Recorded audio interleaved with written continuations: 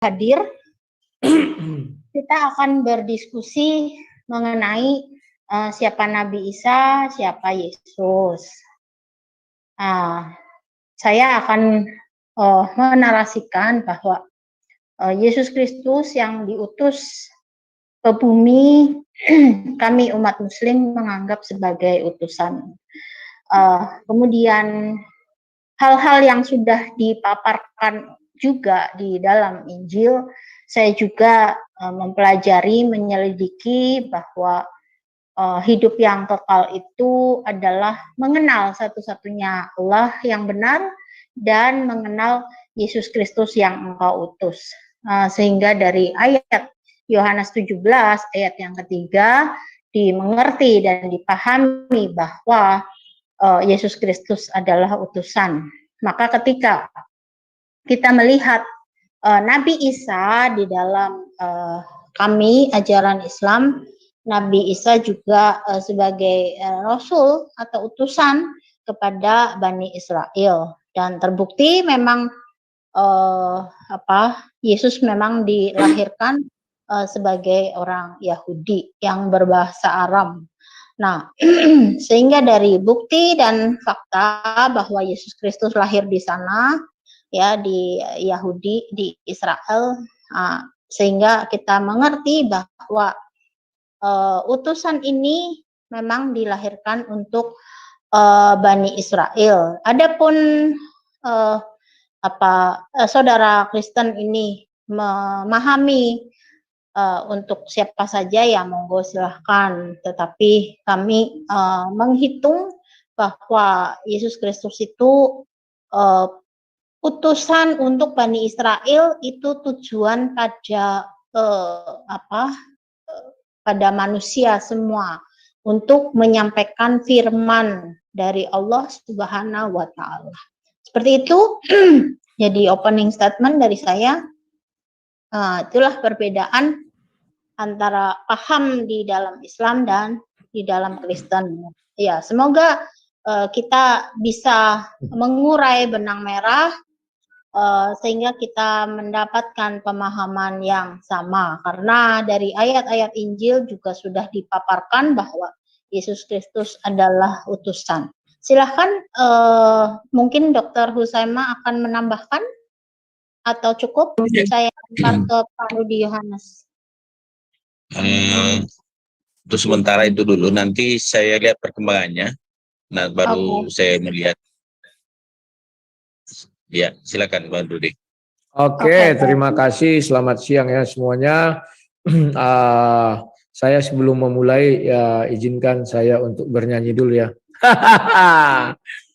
Firman-Mu Tuhan tiada berubah, dahulu sekarang. Gak boleh nyanyi, Red, karena copyright lo. Gak kena. Itu kan aku dari suaraku sendiri. Kecuali aku ambil dari video, baru nggak boleh. Sedikit lagi, tiada berubah. Oke, sampai situ saja.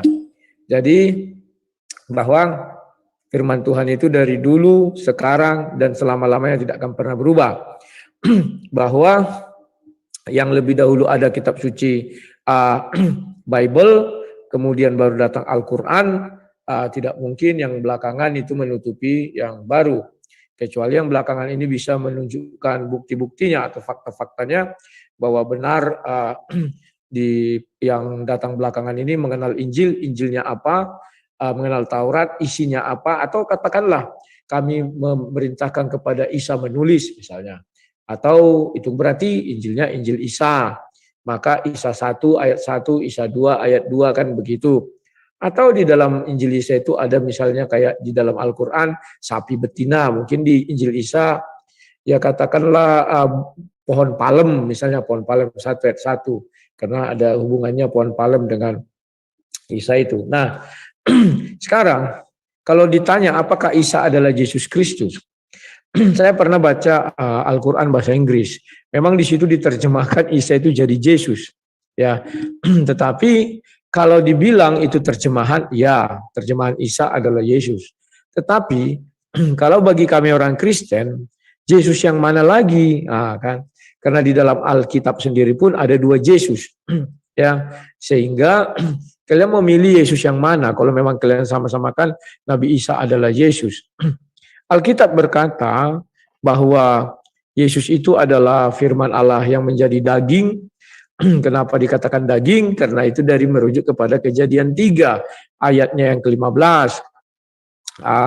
Bahwa anak perempuan ini akan berhadapan dengan iblis, katanya meremukkan kepala iblis.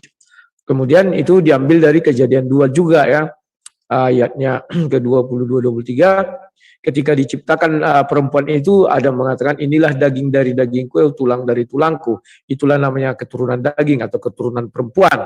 Karena perempuan itu tidak diciptakan dari tanah, tetapi diciptakan dari tulang rusuk dan dagingnya si Adam. Ya, itu sebabnya dikatakan anak daging. Jadi kalau ada kita dengar orang-orang gobloger mengatakan, wah itu daging ayam, daging kambing, daging tetelan, enggak ya.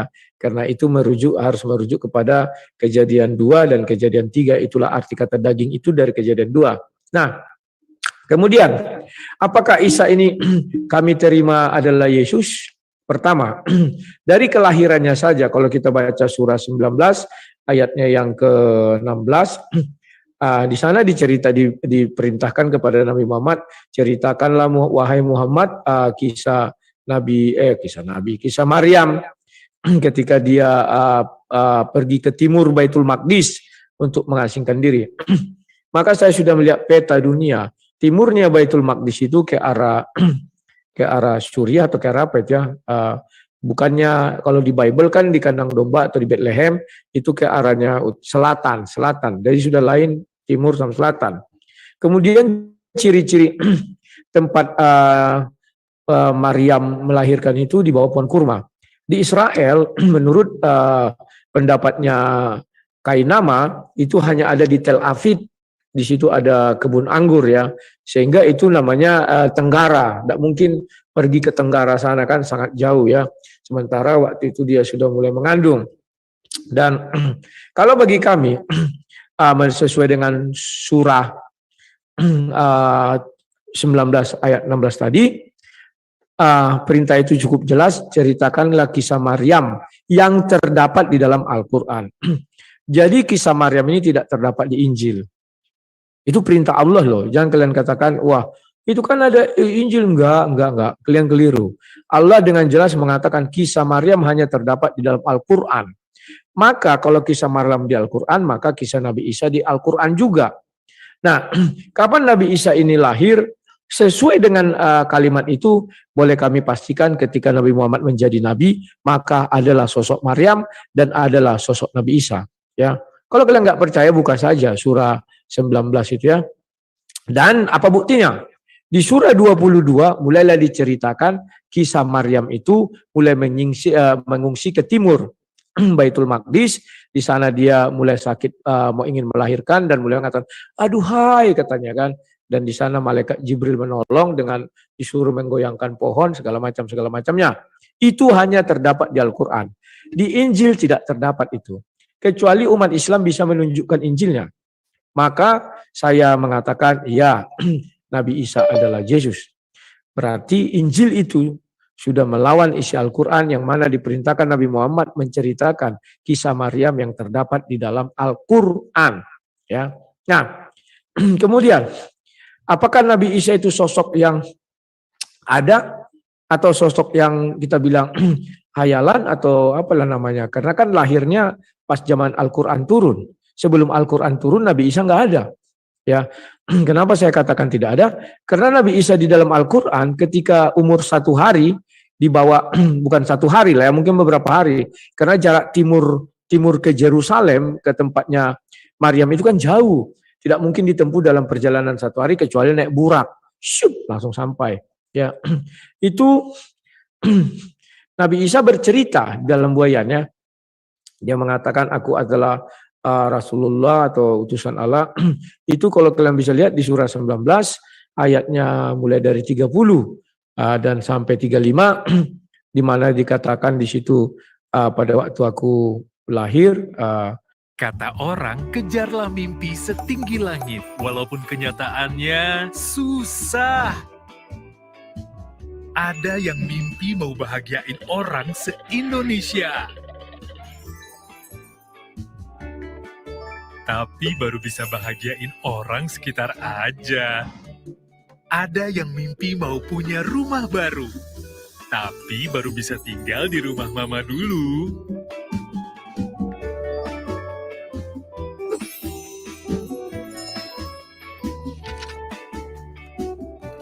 Ada yang mimpi mau punya usaha. Tapi baru bisa segini aja ngumpulin modalnya. Nggak apa-apa, namanya juga perjalanan. Bersama 40 kantong jago, kamu bisa maju selangkah demi selangkah mencapai mimpimu.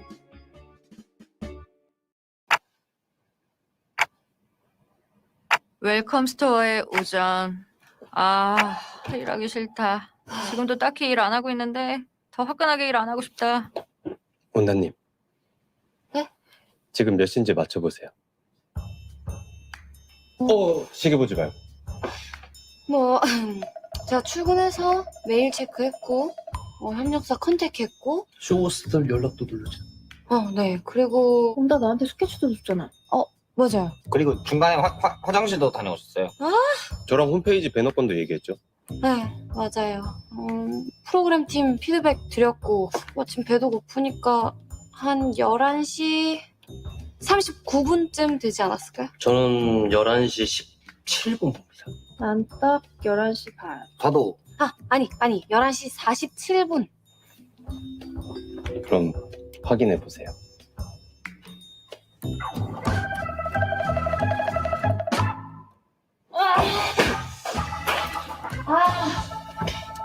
거짓말.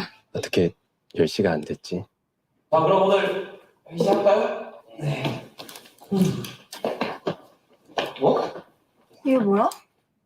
대표님. 왜요? 의자다 어디 갔지? 제가 가져올게요. 가지마. 저희 젊은 회사인데 혁신해야지, 혁신. 회의 시간도 딱딱하고 지루하고 그렇잖아요. 그래가지고 저희 웰컴스토어 오늘부터 회의 서서 합니다. 에? 어떤 좋은 직원분이 의견을 주셔가지고 어떤 미친 Wafat dan dibangkitkan ada. Jadi ini sudah cerita yang berbeda ya. Kalau kalian ingin merujuk atau menggali apakah Nabi Isa ini benar ada, yaitu carikan kalian Injilnya. Karena dikatakan di situ Nabi Isa diberi Injil. Injil apa kita nggak tahu kawan ya. Karena bahwa di dalam Al-Quran kisah Maryam itu hanya terdapat di Al-Quran katanya. Nggak ada terdapat di kitab lain ya. Nah, sekarang kita kembali ke Yesus. Bagi kami Yesus itu betul ya, firman menjadi manusia. Kapan Yesus itu dikatakan Bapa di sorga? Ketika firman bersama-sama dengan Bapa, maka firman adalah Bapa. Nah, bagi kami Yesus itu adalah Tuhan dan Juru Selamat kami. Kalau kalian tidak terima itu urusan kalian. Tapi bagi kami itu adalah Tuhan dan Juru Selamat kami ya. Apa buktinya bahwa Yesus sudah menyelamatkan orang. Satu masuk sorga ya. Hari ini engkau dan aku bersama-sama di Firdaus. Kalimat di sana Firdaus, Fraideus ya. Dan dalam bahasa apapun Firdaus itu ya ke surga sana ya kawan-kawan ya. Dan kemudian ada orang bilang, wah itu bukan Firdaus. Ya oke. Ketika Filipus, Stefanus, lupa aku ya. Nanti lihat saja, melihat Yesus duduk di sebelah kanan tahta Bapa. Tahta Bapa itu di mana? Baca Perjanjian Lama. Perjanjian Lama mengatakan di mana? Di surga ya. Samayimnya entah apa itu ya. Jadi itulah menunjukkan bahwa Yesus itu di surga. Nah, jadi apakah orang Kristen diselamatkan oleh sebagai bukti Tuhan? Ya, 2 Korintus 12 ayat 2 jelas mengatakan bahwa 14 tahun yang lalu ya kata Rasul Paulus sudah ada seorang seorang Kristen katanya, terserah kalian mau percaya mau tidak, itulah isi kitab suci kami. Ya, begitu yang bisa saya sampaikan. Silakan. Oke, baiklah. Ya, baik Bang Rudi Yohanes ya. Jadi memang kan tidak ada maksudnya ada sesuatu yang tidak sama antara yang disampaikan oleh Al-Quran dengan Injil yang Bang Rudi Yohanes pegang. Tetapi bukan berarti apa yang di dalam Al-Quran itu apa ya, dijudge atau dihakimi bahwa yang di dalam Quran itu tidak benar, karena begini, lepas dari agama kita berbeda, itu kita mesti memahami satu hal ya, bahwa pencipta langit dan bumi itu di seluruh antero jagat ini pasti itu sama, Bang Rudi Yohanes ya, setuju ya. Perkara orang memanggilnya memakai nama apa itu karena sesuai dengan wahyu yang turun. Nah, jadi berbeda bahasa. Ya, saya pernah contohkan itu di dalam diskusi, ada satu makanan yang saya nyebutnya di Jawa Tengah berbeda dengan di Jawa Timur berbeda, tetapi sebenarnya yang disebut itu makanan yang sama begitu. Hanya bentuknya yang di sini di Jawa Tengah tidak berbentuk bulat, yang di Jawa Timur bentuknya bulat gitu.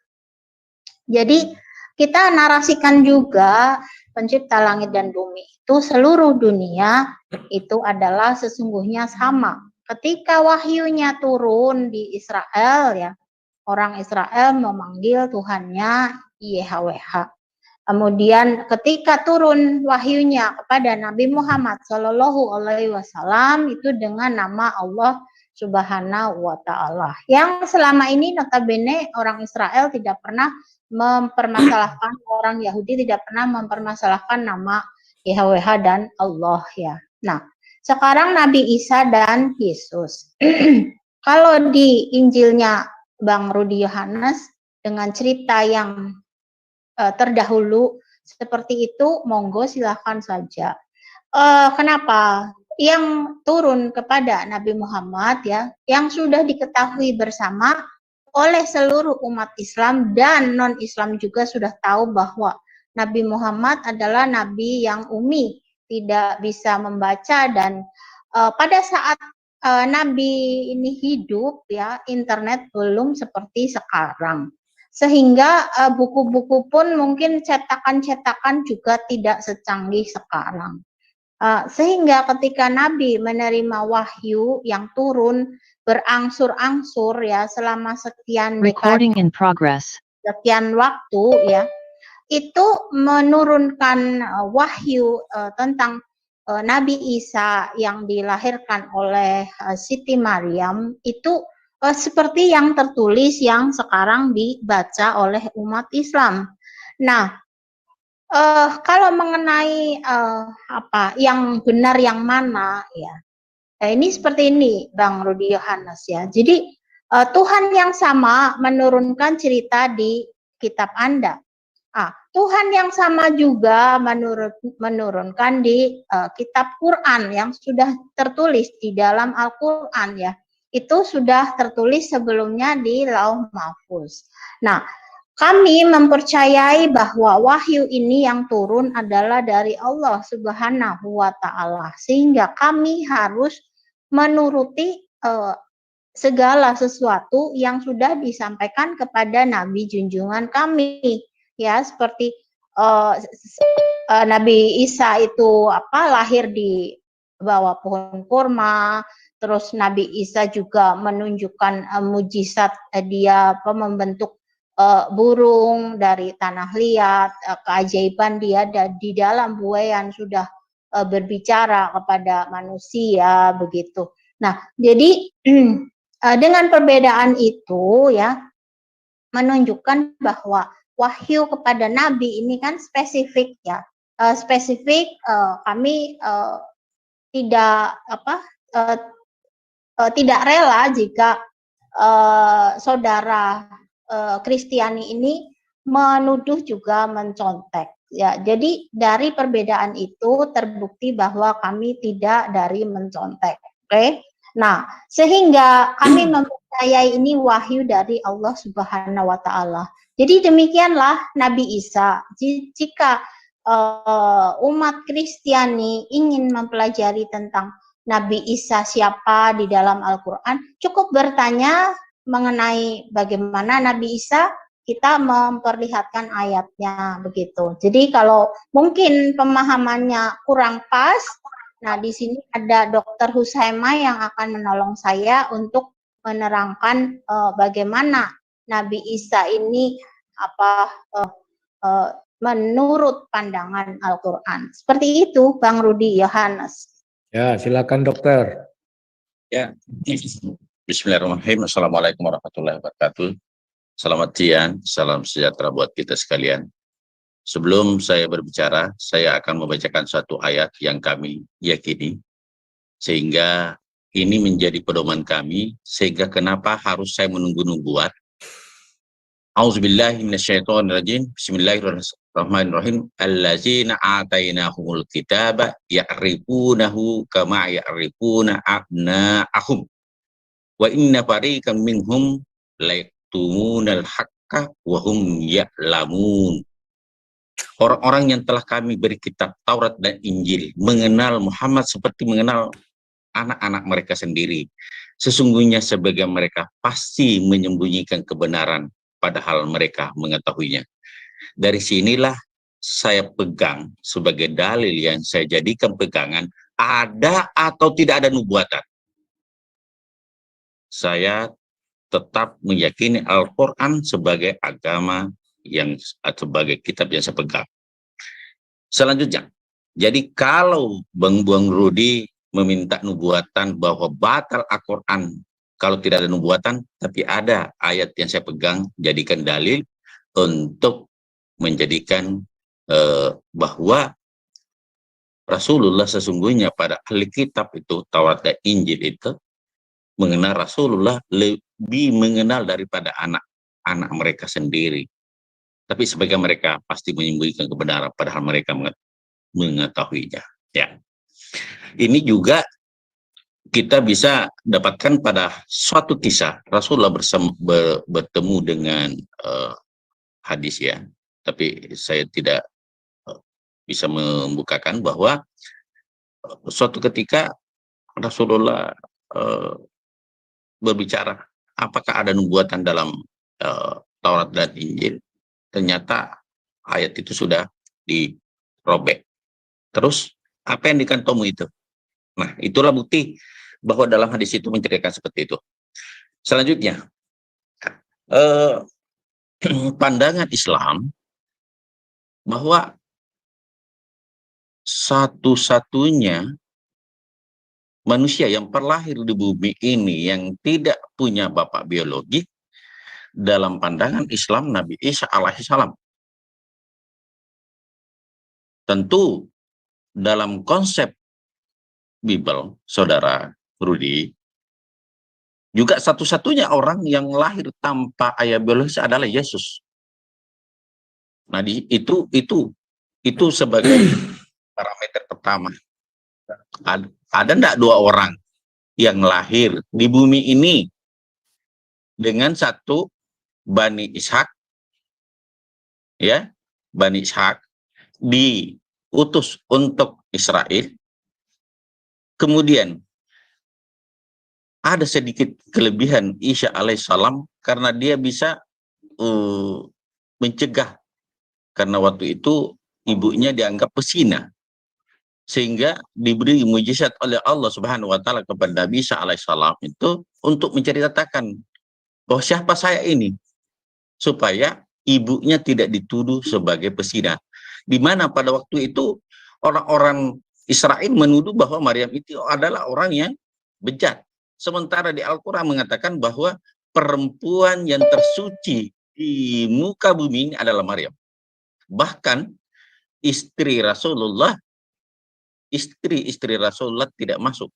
Yang masuk nomor satu yang didefinisikan dalam Al-Quran adalah wanita paling suci di muka bumi ini sejak Adam sampai akhir zaman adalah Bunda Maryam. Di situ disebabkan dalam Al-Quran. Demikian dimuliakannya Bunda Maryam sebagai ibunya Nabi Isa alaihissalam. Tentang proses-proses yang lain, ya mungkin ada persamaan. Yang pertama diutus untuk Bani Israel, kemudian setelah Musa dia mendapat Injil, dia mempunyai 12 murid. Dalam Al-Quran disebut Hawariyun. Kemudian dia penyampai firman dalam konsep Al-Quran. Dia seorang rasul, jadi nabi sekaligus rasul. Nabi itu dalam konsep Quran itu, saudaraku, adalah orang yang menerima wahyu tapi tidak wajib menyampaikan kepada kaumnya. Tapi rasul adalah diberi wahyu dan wajib menyampaikan kepada kaumnya. Nabi Isa termasuk nabi, rasul, dan Al-Masih. Al-Masih artinya Mesias, orang yang diurapi. Sehingga ada persamaan dalam konteks itu. Namun demikian, kalau misalnya ada share screen, tolong di share screen, ditunjukkan dong. Kacamata baca ajaib yang dapat dipakai untuk semua kebutuhan, berapapun ukuran plus mata Anda. Ayat Al-Qur'annya dong. Maksudku biar nampak di layar apanya nih, layar siarnya. Saya lihat nggak nampak di situ. Apa karena telat ya, lelet. Bentar ya. Oh iya ini lelet. Aduh. Sial sekali ya. Ntar lah ini agak salah jadinya nih. Punya siapa ini? Sabar dulu ya, sebentar. Tadi ada kesalahan. Oh ini. Oke, udah nampak. Siap ya? Oke. Jadi saya lanjutkan ya. Saya ulang sedikit. Bahwa di surah Maryam 16 dikatakan Maryam itu anaknya Imran dari keturunan Daud. Tetapi di dalam surah 19 ayat 28 dikatakan bahwa dia itu ibadahnya saja yang mirip saudara Harun ya, mirip Harun. Kemudian ini tertafsirnya. Yang dimaksud ialah saudara Musa dan Maryam adalah keturunan darinya. Nah ini ya. Jadi para penafsir muslim pun bingung siapa sebenarnya Maryam ini. Perihal sama dengan seorang dari Bani Tamim dipanggil hai Bani Tamim, ya kan? Dan dari Madi Mudar panggil hai Bani Mudar. Kita ketahui bahwa Musa itu tidak sama dengan Daud.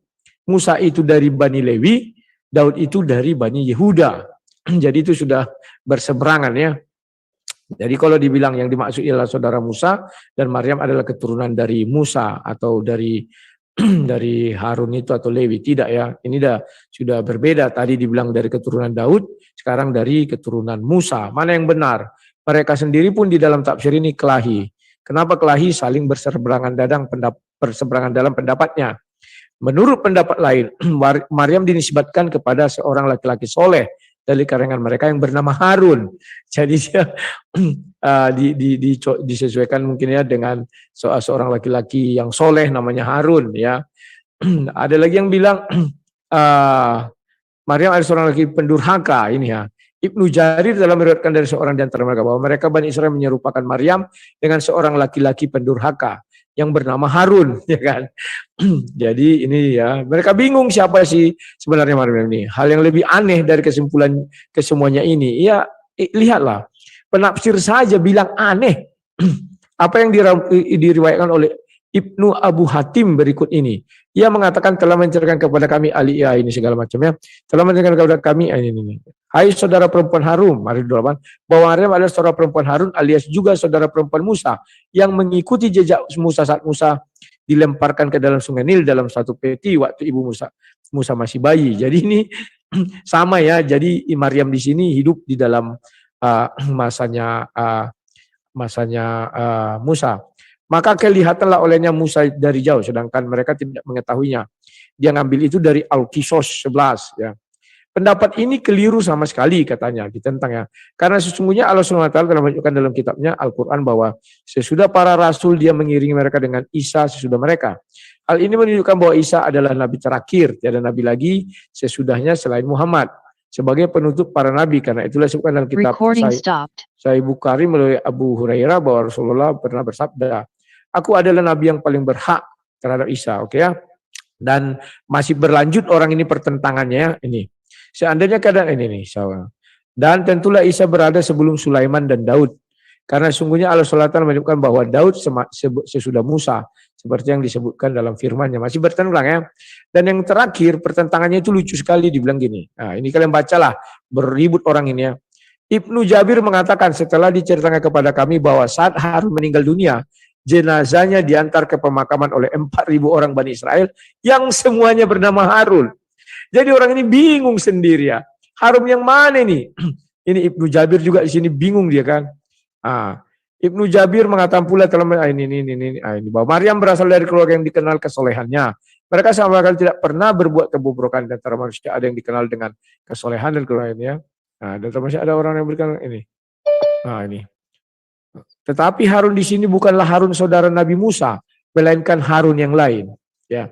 Jadi kalau kalian mengatakan Nabi Isa adalah Yesus, kami tidak terima. Kenapa? Karena kalian belum bisa memastikan Maryam ini siapa. Jadi berdebat dulu kalian sampai 20 tahun atau 100 tahun atau sampai kiamat mengenai Maryam ini siapa. Setelah bisa kalian pastikan Maryam ini siapa, barulah kalian bisa cocokkan kepada Yesus, dan kami mungkin akan menerima cocokmologi yang kalian lakukan ya. Jadi sebelum kalian bisa memutuskan Maryam ini siapa, maaf saja. Kalau kalian tetap mau menyamakan dengan Yesus, kami hanya merelakan namanya Yesus Barabas. Karena hanya Yesus Barabas lah yang tidak disalib. Karena sesuai surah 4 ayat 157 itu tidak disalib ya. Siapa itu? Tidak disalib dan tidak dan diserupakan. Yesus Barabas tidak disalib dan dia diserupakan namanya dengan Yesus Kristus. Jadi yang disalib Yesus yang namanya Kristus, yang Barabas tidak jadi disalib. Nah, kemudian kawan, apakah Nabi Isa ini? Karena dia nggak tahu. Karena halo, terbuka itu banyak kali apa? Lanjut. Ya. Sekarang, apakah Nabi Isa ini ada di dalam dunia ini? Nah, ini pertanyaannya lagi. Kalau tadi Maryam belum selesai kalian perdebatkan siapa Maryam, kalian berdebat dulu sama ahli-ahli tafsir, sama nenek-nenek moyangnya itu semua, baru kalian putuskan siapa yang Maryam ini, baru kita bisa melihat Nabi Isa. Sekarang, apakah Nabi Isa pernah ada di muka bumi ini? Ya, gampang saja kalian cari saja dalam sejarah dunia manusia ini. Ada nggak satu manusia yang dari umur berapa hari bisa langsung berbicara? Karena yang menyaksikan itu banyak, kan dia berbicara kepada banyak orang Israel itu ya, orang-orang bangsanya.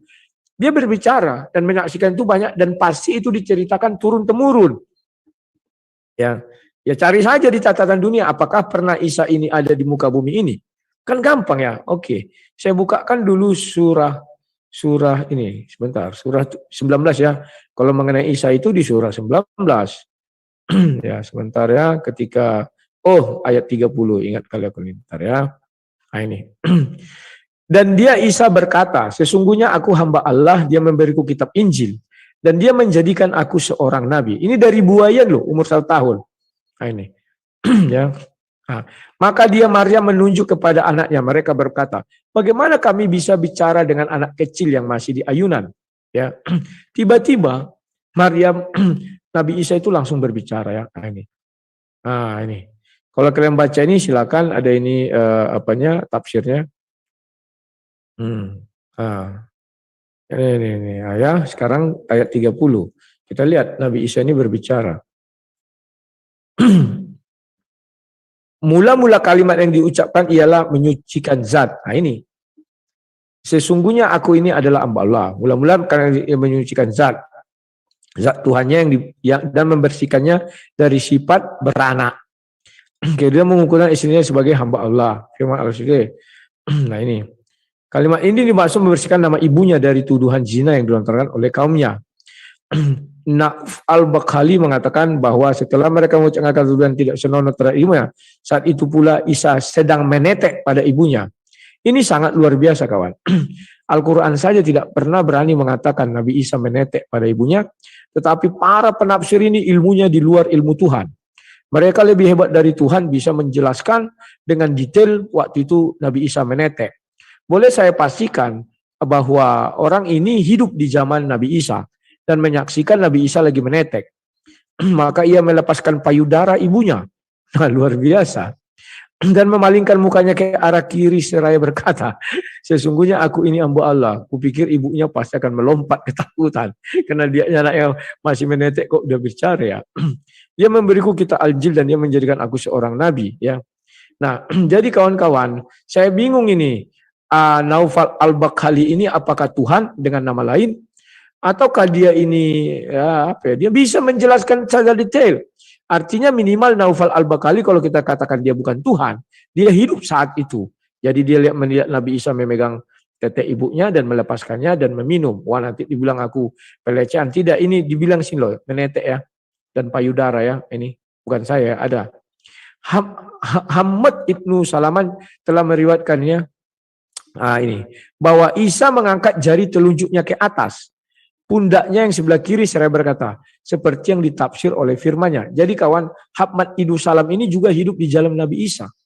Tapi kalau kalian cari data, ternyata Hamad Ibnu Salam ini bukan hidup di zaman Nabi Isa. Artinya ini ku bilang dongeng semua yang ditafsir ini. Dongeng. Makanya tugas kalian makin berat. Bagaimana Hamad ini bisa mengangkat, Isa mengangkat jarinya gini. Sementara di Al-Quran tidak ada dikatakan, maka sambil mengangkat jari Isa berkata. Nggak ada. Dia bisa. Atau di Al-Quran ditulis, maka Isa sambil menetek berbicara. Nggak ada. Atau kalian mau mencari di Injil. Injil apa? Sampai dunia kiamat, takkan ada Injil berbicara seperti ini. Ya. Oke, saya tanggapi dulu ya, Kang Rudi Yohanes ya, sedikit-sedikit, jangan banyak ya. Sabar, sebentar. Jangan kepanjangan dong, Rud. Ya, jangan kepanjangan di Saya juga baca orang juga. Ya. Makanya pakai kalau kamera saya aja. mau pergi, Ya, satu aja minta saya klarifikasi ke Bang Rudi. Kenapa ada kenaikan Isa Al-Masih? Kalau kata Isa Al-Masih satu, tolong dijelaskan kenapa dibiarkan beratus-ratus tahun begitu kenaikan Isa Al-Masih. Kedua, kenapa di Indonesia berjubel-jubel gereja Isa Al-Masih? Apa alasannya? Itu aja dari saya. Mudah-mudahan nanti bisa dijelaskan. Terima kasih. Aku jelaskan langsung ya.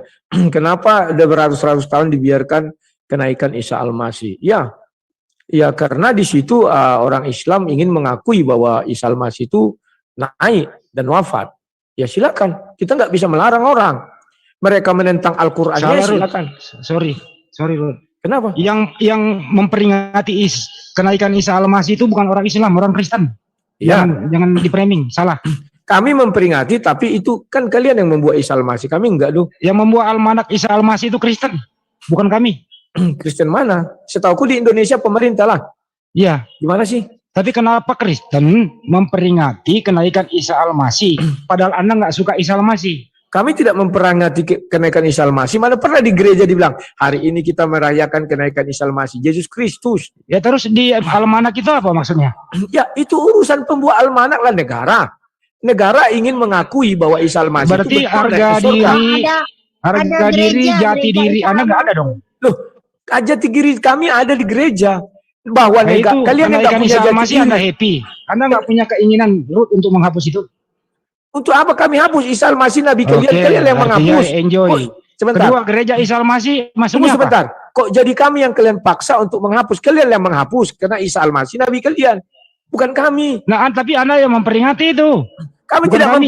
Kami tidak pernah memperingati naiknya Isa Al-Masih. Di gereja-gereja itu mengatakan kenaikan Isa Al-Masih. Gak ada di gereja kami Yesus Kristus. Gak pernah Isa Al-Masih. Ngarang jadi kau. bertentangan dong yang ada slogannya itu. Gak ada. Yesus Kristus. Baik. Silakan. Terus gereja Isa Al-Masih maksudnya apa, Rud? Nah, kalau gereja Isa Al-Masih, kau tanyakan sama mereka. Aku nggak tahu. Karena yang ku dengar-dengar, ini ku dengar loh, bahwa itu diambil dari Kristen Arab. Mereka mengatakan Isa Al-Masih. Saya nggak tahu. Urusan mereka, urusan saya nggak ada ke situ. Gereja Isa Al-Masih itu Yesus apa bukan? Ya bagi mereka Yesus ya silakan. Asal sama ibunya, sama bapaknya, sama tempat lahirnya, silakan. Tapi kalau berbeda, aku tolak. Bantuin dong, Rud. Samperin mereka, jangan pakai itu nggak bener gitu loh. Aku sudah bantu biar lurus gitu. Gimana? Aku sudah bantu dan pernah kutanya kepada mereka, Isa yang kalian imani yang mana? Oh, Isa yang lahir di Bethlehem. Oh ya, yang ibunya Maria, iya. Yang bapaknya bukan Isa namanya, Rud. Namanya Yesus. Loh, di Bethlehem. Bukan Isa namanya. Mereka mengakui itu, ya silakan. Beda nama boleh, Yang nggak boleh itu bapaknya beda, tempat lahirnya beda, ininya beda. Ya silakan. Berarti Bang Rudi nggak setuju sama mereka ya? Wah, secara nama kalau dibilang beda ibu bapak dan tempat lahir sejarahnya dia tidak disalib, saya nggak setuju. Tapi kalau disalib semuanya sama, ya saya setuju. Ya, ada juga kalau nggak pernah saya dengar itu ada juga Injil Isa Al-Masih. Oke, Ruth, mudah-mudahan kita jangan pakai standar janda lah, standar ganda begitu ya. Oke. Kalau bisa ada komitmen. Thank you, Bro. Siap, silakan. Ayo Indri, silakan Indri. Terpukul lah kau. Halo, lanjut. Indri. Iya, oke. Ya. Ya. Sebentar. Jadi menanggapi golf is a game of improvements. To improve my game. Isa Al-Masih ya. Sebenarnya tadi saya sudah mempersiapkan tayangan. Tadi Bang Rudi Yohanes menyinggung masalah di Al-Quran disebutkan di hadis ya tadi tentang Harun. Ya, tentang Harun. Saya mau menampilkan literasi dari Bible ya. Di sini di layar Bang Rudi Yohanes, ya.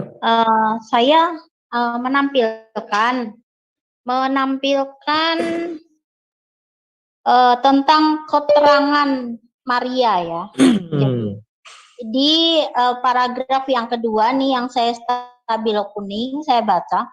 Maria berasal dari suku Yehuda dan ia keturunan Daud. Oleh karena itu, mengenai putranya Yesus, dapat dikatakan bahwa ia secara jasmani muncul dari benih Daud. Ayatnya itu Roma 1 ayat 3. Melalui ayah angkatnya Yusuf, salah seorang keturunan Daud, Yesus mempunyai hak yang sah atas tahta Daud. Melalui ibunya, Yesus adalah keturunan benih akar Daud, sehingga ia secara alami memiliki hak turun-temurun atas tahta Daud bapaknya. Nah, sehingga Yesus dinamakan anak Daud ya. Nah, sekarang di bawah, jika kisah turun-temurun benar, maka istri Heli, ibu Maria ini ya, Maria punya ibu adalah Hana, putri saudara perempuan Hana bernama Elisabeth, yang adalah ibu Yohanes Pembaptis. Jadi menurut kisah ini, Elisabeth adalah sepupu Maria. Alkitab sendiri menyatakan bahwa Maria mempunyai hubungan keluarga dengan Elisabeth. Nah, Elisabeth siapa? Yaitu salah seorang anak perempuan Harun dari suku Lewi. Ayatnya di Lukas 1 ayat 5 dan 36. Sebentar saya share ya ayatnya. Lukas pasal 1 ya. Ini. Ya. Lukas pasal 1 ayat 5. Pada zaman Herodes raja Yudea ada seorang imam bernama Zakaria dari regu Abia, istrinya adalah salah satu keturunan Harun dan namanya Elisabeth. Kalau Maria disebut saudara Harun, boleh-boleh saja. Sebab apa? Yesus juga disebut anak Daud juga boleh-boleh saja. Itu kan jarak rentang waktunya panjang, jauh. Tetapi boleh Yesus dinamakan keturunan Daud atau anak Daud. Itu boleh saja. Nah, sehingga kalau Maryam dikatakan saudara Harun, boleh saja. Karena ini Harun saudara dari si Elisabeth ya. Jadi keturunan Harun. Elisabeth ini keturunan Harun. Saya beri garis di sini, garis merah. Salah satu keturunan Harun namanya Elisabeth. Elisabethnya sepupu dari Maria. Berarti masalah saudara Harun tidak perlu lagi dipermasalahkan ya, karena saudara bisa dari mana saja, karena Yesus juga jarak rentang waktunya jauh sampai kepada Daud juga disebut anak Daud.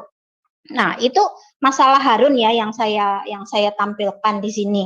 Mungkin Dr. Husaima akan menambahkan yang lain, yang sisanya saya tadi tidak terekam ya, saya ada kegiatan di sini. Silakan Dr. Husaima. Oke, makasih Bung Rudi tentang ceritanya berdasarkan Bible Anda. Saya juga menuntut supaya original Bible Anda itu yang menjadi rujukan kita, bukan terjemahannya, sehingga saudara harus menemukan kitab asli dari Bible Anda sehingga bisa dirujukan betul-betul apa yang tertulis di Bible sekarang ini sesuai dengan original. Anda sekarang mengkritik Quran sesuai dengan original yang tertulis. Sekarang dibalik. Saudara mencari 20 tahun original teks yang mana, apakah Yunani, apakah Aramaik, atau Hebrew. Bahasanya Yesus. Sehingga itu apple to apple, saudaraku. Jadi saya disuruh untuk mencari tentang hadis.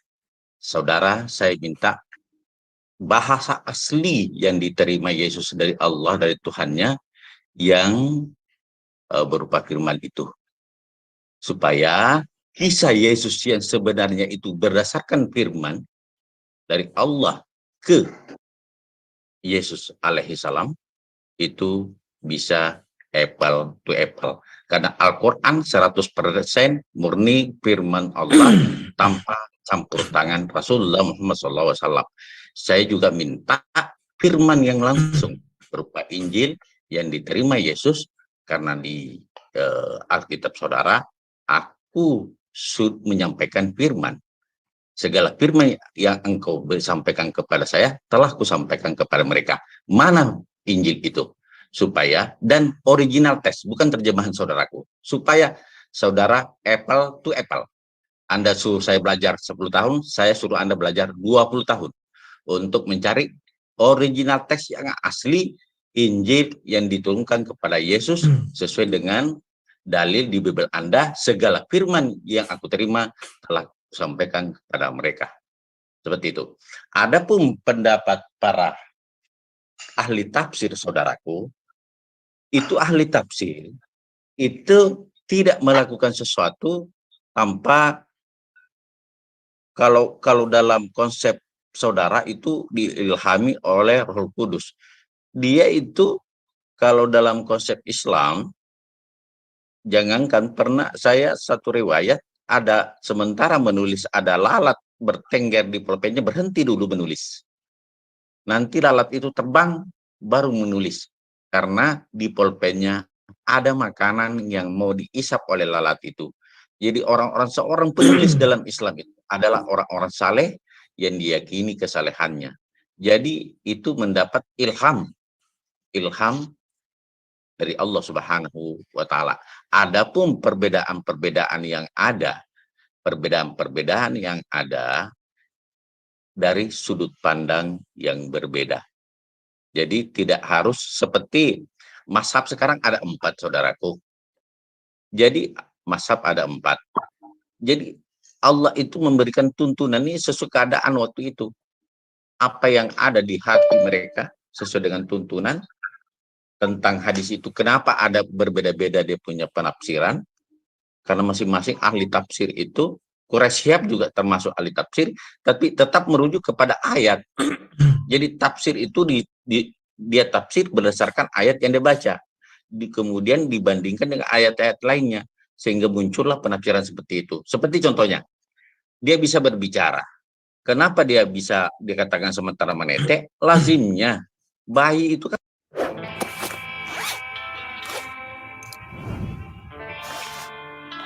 menetek. Bukan lebih pintar dari Allah. Tetapi Al-Quran memang secara global. Tetapi Rasulullah Muhammad SAW yang menguraikan secara lewat hadis. Kalau tafsir, itu memang para ahli tafsir berdasarkan penafsiran ayat itu. Tapi kita kembali tetap ke original teksnya, tetap ke Al-Quran. Ahli tafsir itu bukan harga mati buat umat Islam. Begitu saudaraku. Yang harga mati adalah Al-Quran dan hadis sahih yang periwayatannya jelas. Itu 2 yang harga mati dalam Islam. tentang tadi yang sudah diterangkan Bu Indri, ada memang kaidah-kaidah. Kita juga kadang kita mengambil, saya saja nenek ketujuh saya bisa jadikan pam. Jadi ada satu di dalam nasab itu kita bisa mengambil nasab terjauh. Saya keturunannya Lapute Ici. Padahal Lapute Ici itu tuh nenek saya yang ketujuh. Kenapa dipakai seperti itu? Karena semua keturunan Lapute Ici itu adalah keluarga dekat saya, sehingga saya tahu, oh ini saudaranya ini saudaranya ini saudaranya ini. Sehingga tidak, kadang nasab itu diambil seperti itu. Nah, orang Arab mengambil seperti itu.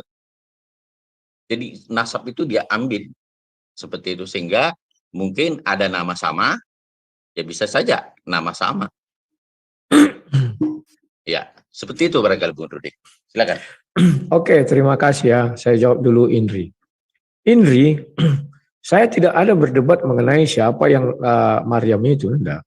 Yang berdebat itu penafsir Al-Quran, bukan saya. Kalau saya hanya membacakan tadi bahwa si Am bilang, wah itu ada 4.000 orang namanya Harun, itulah semuanya itu. Ada yang bilang, oh ada penjahat namanya Harun. Ada yang mengatakan, oh itu Harun saudaranya Musa. Ada yang mengatakan ini dan itu ya. Tetapi di surah 19 ayat 16 jelas dikatakan bahwa Maryam itu keturunan Daud. Kalau di Bible memang dijelaskan dia keturunan Daud. Ya. Dan ingat, orang Yahudi tidak pernah dari keturunan ibu. Gak ada itu. Ya, seolah-olah jadi wah, oh iya Maryam ini keturunan jadi apa si Heli. Heli itu kan orang keturunan Yehuda, istrinya keturunan Lewi, maka dia nggak bisa. Di dalam Yahudi keturunan itu dipatok dari laki-laki ya. Kenapa? Alkitab menjelaskan segala manusia itu terlahir dari laki-laki. Itulah sebabnya dikatakan harus dari menurut keturunan laki-laki penciptaan manusia ya di Kejadian 2. Nah, sekarang saya agak aneh. Si Indri ini membawa terjemahan dunia baru. Apakah dia masih saksi Jehovah? Jangan-jangan dia menyamar untuk menghancurkan Islam. Si saksi Jehovah tetap. Sorry ya, karena saya lihat ini terjemahan baru ya. Itu punyanya dunia baru itu Watchtower itu ya punyanya saksi Jehovah. Nah, sekarang saya menjawab Pak Usena. Pak Usena mengatakan biar apple to apple mana kitab aslinya ya. Kami memiliki kitab asli itu di museum di Roma, di Israel juga ada. Ya silakan ke sana saja. Memang saya belum pernah melihat. Ya. Kalian membantah, silakan. Kalian mau ngapa, silakan. Intinya kitab itu ada di sana, yang sudah dikanon di Roma. Ya, terserah kalian mau bilang apa. Itu ada buktinya, masih ada. Tapi kalau Al-Quran kan sudah dibakar, nggak ada buktinya. Ya, ya. Jadi yang kalian pegang sekarang pun itu dari tahun berapa? Kalau kita lihat yang di Birmingham hanya 2 lembar. Ya, dan itu pun tidak seperti yang ditulis sekarang di Al-Quran, karena dulu tidak ada tanda baca, ya kan, ibaratnya gundul saja begitu. Itu juga sudah mengalami yang namanya perubahan. Itulah sebabnya surah 2 ayat 79 mengatakan, celakalah orang yang menuliskan kitab suci dengan kedua tangannya dan berkata ini dari Allah dan menjualnya dengan harga murah dengan maksud untuk mendapat keuntungan. Jadi Al-Quran yang sekarang ini juga termasuk di dalam surah itu. Yang dikatakan Allah SWT, yang tidak termasuk yang mana? Yang di dalam hati Nabi Muhammad, itulah Al-Quran, sesungguhnya Al-Quran. Kalau kalian mengatakan, wah itu kan dipelajari Hafiz, siapa yang bisa menjamin Al-Quran yang di dalam nama hati Nabi Muhammad itu sudah tertuang 100% di dalam Al-Quran yang sekarang? Siapa yang bisa jamin? Pasti tak ada, karena akan diminta mana buktinya. Gak ada. Apalagi kalau menyangkut surah Maryam ayat 56-57. Yang menjamin Allah Subhanahu wa taala yang menjamin. Di mana Allah Subhanahu wa taala menjamin? Nggak pernah baca. Aku pernah baca Al-Quran yang di hati Nabi Muhammad, ya dijamin. Bukan Al-Quran yang berupa buku. Keliru kamu. Ya, memang buku itu bukan Al-Quran. Ya, Al-Quran itu hafalan. Paham. Nah itu paham. Kamu ini gimana? Itu paham. Yang buku itu bukan Al-Quran. Kamu paham. Sudah. Yang dijamin itu yang di dalam hati Nabi Muhammad itu tidak tersentuh oleh manusia. Ya. Terus Bible kenapa? Bible nggak ada yang sama, Ruth? Bible yang mana yang nggak sama? Indonesia beda loh sama luar negeri. Itu di Jepang kan terjemahan. beda, di Arab beda. Terjemahan. Kalau terjemahan disesuaikan dengan bahasa lokal masing-masing. Emang lu ngerti baca aslinya, Ruth? Ya, Itu aku kan nggak juga umat ngerti. terjemahan. Makanya aku baca terjemahan. Artinya ya. kamu berbeda yang lain karena kalian umat terjemahan. Di Loh, Indonesia nggak berapa orang sih masalah. yang bisa original text? Gak masalah. Mau kau bilang kami umat terjemahan, mau kau bilang kami apa, Bible kami sudah ada, oke? Nah memang itu faktanya, Anda nggak bisa baca aslinya kok. Terserah kau mau, memang kau Oke, bisa lanjut. baca Quran yang asli. Quran yang asli nggak ada. Jangankan Ya kau udah, membaca, melihat lanjut. saja nggak bisa. Jangankan kau, Nabi Muhammad saja nggak bisa membaca Quran yang asli. Itu biar tahu kau. Ya, jadi Quran yang asli yang di hati Nabi Muhammad, terima kasih. Ya. Artinya Terus saya tidak ya, pernah salah. kenapa bisa Bible berbeda sih? Bible tidak pada yang berbeda tafsir. Oh enggak, beda. Di Arab beda sama di Indonesia. King James beda dengan LAI. Itu tafsir. Bukan tafsir, sorry, bahasa. Translate, wajar. Orang Enggak, Inggris, jauh. kosakatanya berbeda. Orang siapa lagi yang telepon? Tunggu ya. Di luar negeri King James enggak ada kata Allah. Indonesia ada. Ya, Beda makanya di Arab tidak ada kata Yesus. Di Amerika ada kata Yesus. Itu kan karena tafsir Ya itu dia. terjemahan masing-masing. Berarti Kristen Arab dong, salah dong semua Kristen Arab pakai Isa Al-Masih. Bukan Kristen Arab, kau baca Quran. Kau baca Quran Nah, ini Indonesia, Kristen Nabi Arab Isa. salah dong pakai Isa Al-Masih. Kau baca Qurannya daripada Amerika, itu dibuat Yesus. Aku udah pernah baca. Nah, sekarang Mana ada? adalah ini Nggak kubukakan. ada lah. Oh, masa nggak ada sih? Ini Mana ada kata Yesus di dalam Al-Quran? Nggak ada. Al-Quran bahasa Inggris ada lah, gimana sih? Oh terjemahan. Nah, ya sama, kami juga terjemahan yang kau bilang itu. Sudah, Nah, original oke. teksnya gimana? Aslinya.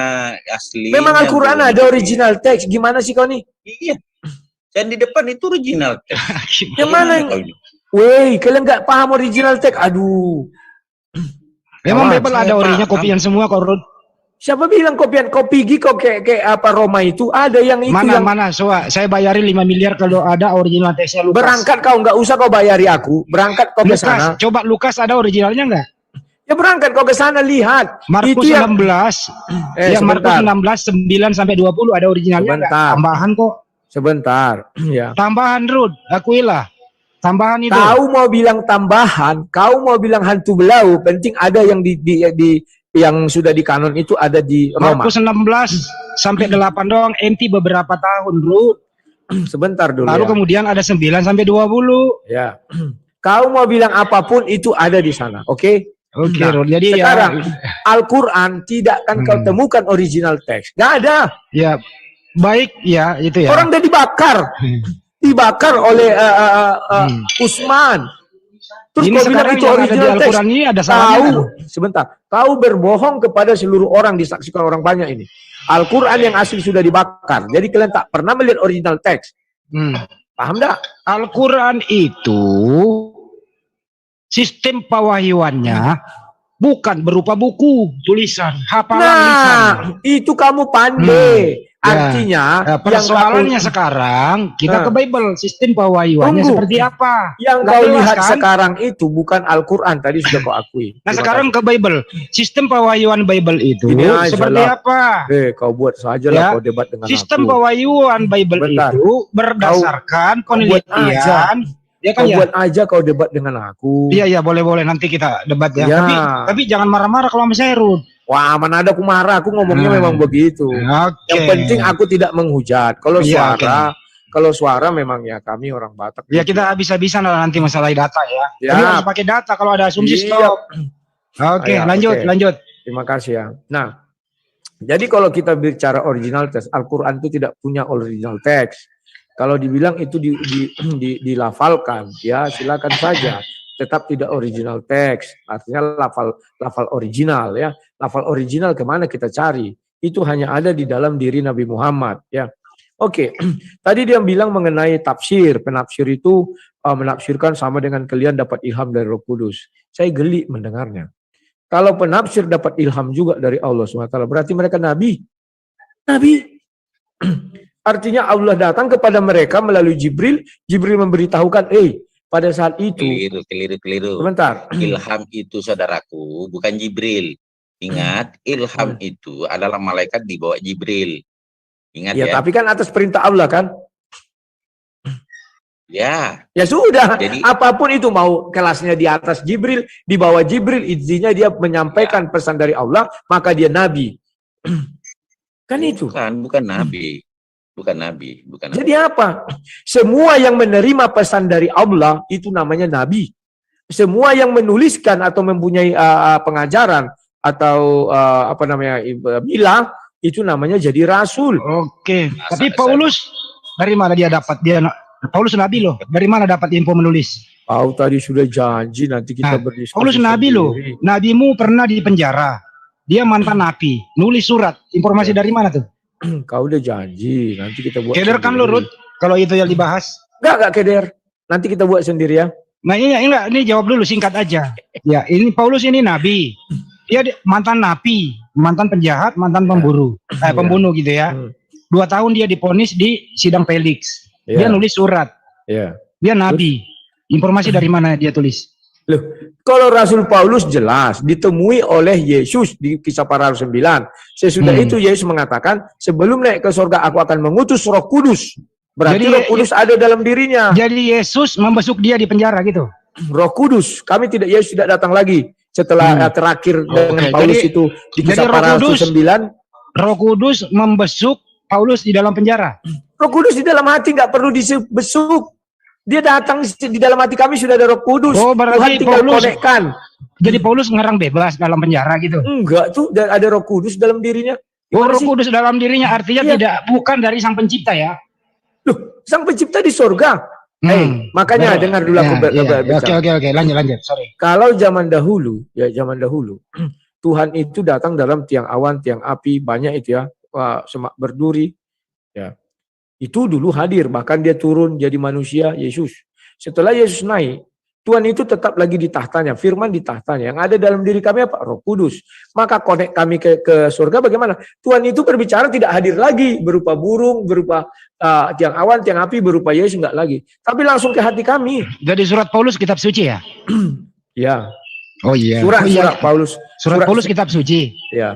Dan aku ada mungkin kok jawabnya slow, kencang dong. Surat Paulus kitab suci. Kan iya aku bilang, masa nanti kencang kau bilang marah. Enggak, lembut kau bilang bener gitu loh. Iya, benar. Ya, begitu dong. Ya, jelaskan dulu. Kalau kita bicara surah Paulus, takutku Al-Quran itu kenapa dikatakan surah? Itu juga nanti kan. Karena rasul terakhir itu Paulus, dan di kalau lihat kitab tafsir itu atau hadis-hadis memang ada dia pergi ke arah sana kan. Oke, lanjut. Inilah kalau sudah dipotong ini aku lupa lagi menanggapi Pak Sema ini. Apalagi tadi katanya. Oke. Dia bilang saya punya hutang ya. Bahwa saya harus mengacari original text. Begini loh. Kalian terserah terima tidak terima terserah urusan kalian. Yang penting di Bible dalam bahasa Yunani masih yang tua tersimpan itu di Museum Roma karena yang sudah di kanon ya. Dan yang paling tua lagi ada di Roma dan ada di Israel. Banyak itu ya di museum-museum. Terserah kalian mau terima mau tidak. Penting ada buktinya. Kalau Al-Quran kan tidak ada yang dibuat Utsman itu yang dikumpulkan itu nggak ada lagi. Jadi nggak bisa bilang wah ini nggak bisa. Kalau kalian masih ada. Tinggal kalian terima atau tidak itu urusan kalian bukan urusan kami ya. Ya. Nah sekarang kalau Bapak bilang 20 tahun saya nggak perlu 20 tahun. Yang saya maksud tadi kepada Bapak 20 tahun sampai kiamat pun itu, ya Bapak harus cari tahu. Kan sudah aku bilang. Penafsir saja berselisih paham di dalam tafsir Ibnu Katsir. Ini hebatnya tafsir Al-Quran. Dibiarkan di situ ahli tafsir berperang. Berperang pendapat. Sama dengan ketika surah, tunggu ya, 232 atau 33 itu ya. Nantilah kita lihat, itu aja dulu yang tadi itu. Itu berperang pendapat. Jadi mana yang mau kita ikuti? Saya sebagai orang yang cari kebenaran bingung. Apakah di sini Harun orang yang 4.000 itu namanya Harun semua? Ataukah Harun yang penjahat? Ataukah Harun saudara Musa? Ataukah Harun lain? Kan ada orang saleh katanya. Jadi bagaimana kalian menentukan Harun itu siapa? Mereka aja berperang sampai kiamat itu. Tafsir Ibnu Katsir tidak pernah dicabut dan tidak pernah direvisi. Oke, itu yang bisa saya sampaikan. Silakan. Oke, makasih Bung Rudi. Jadi yang sering mendekati adalah saudara dari ada namanya yang saudaranya Maryam namanya Harun. Jadi dia mendekati. Memang kalau kita baca tafsir banyak versi, banyak penafsiran, tetapi sekali lagi rujukan kita asli adalah Al-Quran dan hadis. Tafsir itu sebagai pelengkap dalam hal mempelajari lebih lanjut. Sekaitan dengan Al-Quran, saudaraku, barangkali ada satu yang perlu Rudi barangkali pahami, bahwa setiap bulan suci Ramadan itu Jibril turun untuk menuntut Rasulullah untuk membaca dan menghafalkan Quran. Sehingga Rasulullah juga membacakan kepada sahabatnya. Ada Sa'id bin Sabit itu, kemudian Ali bin Abi Thalib, kemudian Abu Bakar As-Siddiq. Itu termasuk penghafal Quran yang pertama. Dan hafalan-hafalan itu pertama sebenarnya ditulis oleh Abu Bakar. Abu Bakar menulisnya dan disimpan di istrinya Rasulullah, namanya Hafsah. Nah, pada zaman Utsman bin Affan, dikumpullah semua penghafal Quran. Jadi apa yang tertulis di kulit-kulit itu, di tulang, di kulit binatang dan tulang-tulang itu hanya pembanding. Bukan itu rujukan. Rujukannya adalah yang dihafalkan. Sehingga apa? Kenapa Utsman membakar? Takutnya ada yang menyalahgunakan. Sehingga Quran nanti ada variasi-variasi. Maka seluruh Al-Quran yang sudah tadi dijadikan pembanding itu dihabiskan. Seperti itu maksud dan tujuannya Khalifah Utsman, sehingga tidak terjadi perbedaan-perbedaan. Ada Al-Quran A, Al-Quran B yang notabene dibuat oleh orang-orang yang membenci Islam, pembenci Islam itu,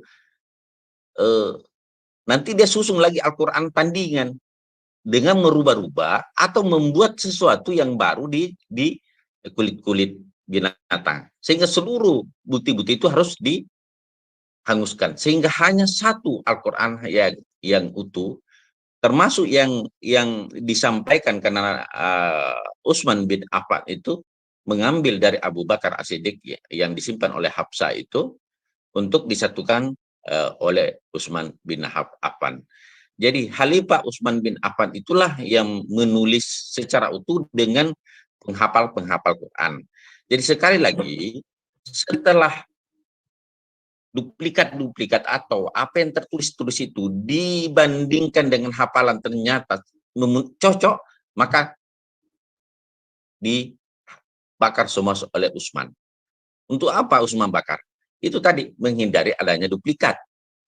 Jangan sampai hafalan-hafalan ini yang sudah utuh, hafalan sudah utuh, tiba-tiba ada tercecer satu lembar, dia susun juga Al-Quran baru, akhirnya tidak sempurna seperti yang disampaikan, yang ditulis oleh Utsman bin Affan. Dan pada waktu itu yang berbeda adalah qiraat. Yang berbeda ada qiraat, cara membaca. Jadi original yang keluar dari mulut Rasulullah, yang disampaikan kepada seluruh sahabat dan turun-temurun sampai tabi'in, yang dituliskan oleh Khalifah Utsman, Khalifah ketiga dari Rasulullah SAW, dikumpulkan dalam satu mazhab. Itulah yang ada sampai sekarang. Memang benar bahwa seluruh yang ada waktu itu dibakar untuk menghindarinya terjadinya penyelewengan, ada yang menambah nanti, karena kita tidak bisa percaya orang-orang luar yang bisa menyisipkan kata-katanya di dalam Al-Quran itu, sehingga terjadi kerusakan atau Al-Quran tandingan. Jadi apa yang tertulis itu, itulah yang di hati Rasulullah Sallallahu Alaihi Wasallam. Bukti adalah Rasulullah selalu bersama dengan para penghafal untuk sama-sama menghafal. Kita tahu Rasulullah itu walaupun tidak bisa membaca, tidak bisa menulis, justru itulah kelebihannya. Artinya apa? Tidak ada salinan dari kitab-kitab sebelumnya. Artinya kitab-kitab sebelumnya yang bisa ditulis, Rasulullah tidak pernah membaca, bahwa tidak pernah membaca Torah, tidak pernah membaca Injil. Yang diterima Rasulullah langsung dari Allah, itulah yang disampaikan kepada sahabat-sahabatnya, penghafal Quran. Pada zaman Khalifah Utsman, dari ribuan penghafal Quran, karena banyak yang meninggal, sehingga disitulah dilakukan penyusunan mashaf Al-Quran secara utuh, dan semua duplikat-duplikat itu sekali lagi hanya dijadikan sebagai pembanding. Setelah dicocokkan dengan hafalan dan benar, maka langsung dibakar. Jadi apa yang kita jadikan Al-Quran sebagai tuntunan sekarang ini adalah itulah yang ada di hati Rasulullah, sesuai dengan ayat Al-Quran, bahwa saya yang menurunkan Al-Quran, saya juga yang menjaganya. Sesuai dengan dalil,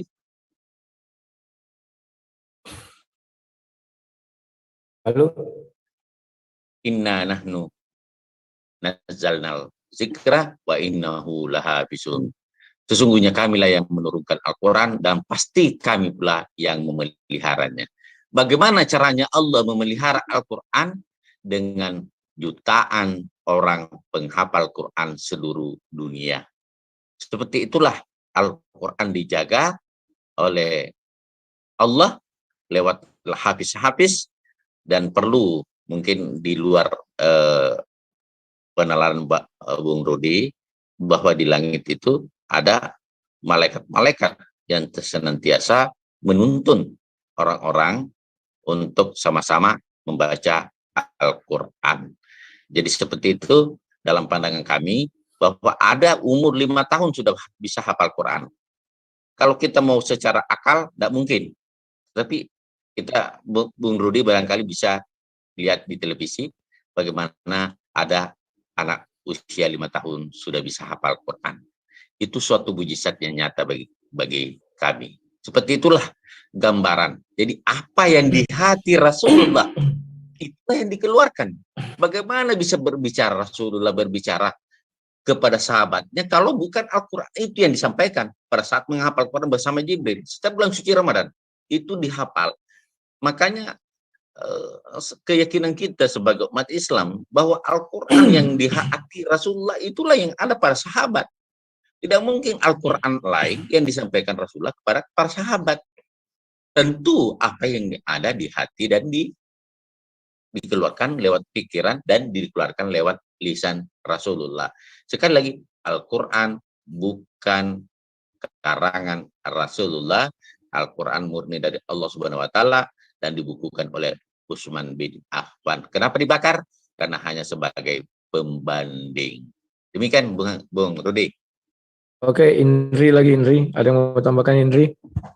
Iya, saya mau tampilkan ayat, tapi sebelumnya saya ingin bertanya sama Bang Rudi Yohanes ini mengenai Yesus bagi Bang Rudi pribadi ya.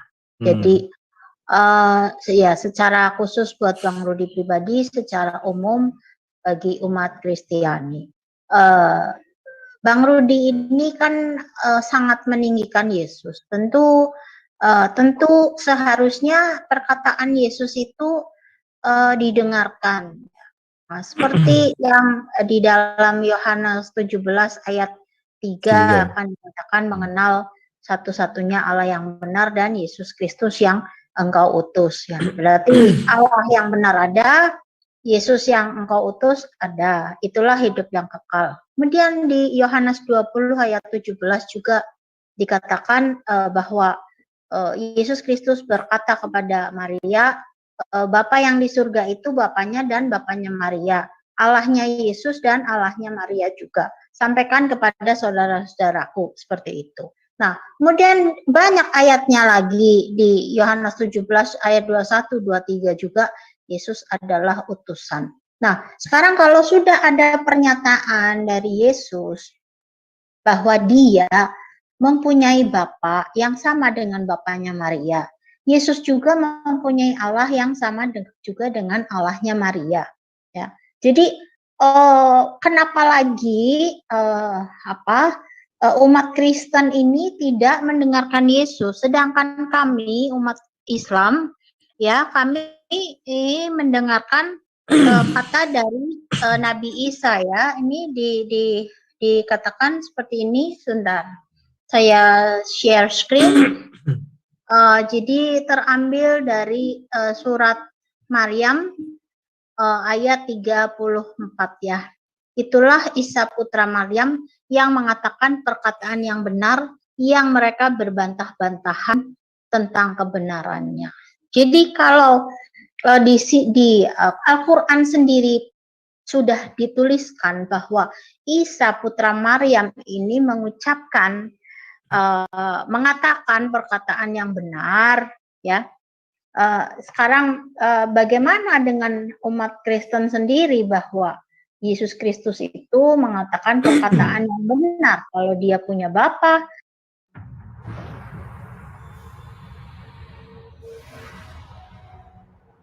yang sama dengan Bapaknya Maria, dia punya Allah yang sama dengan Allahnya Maria.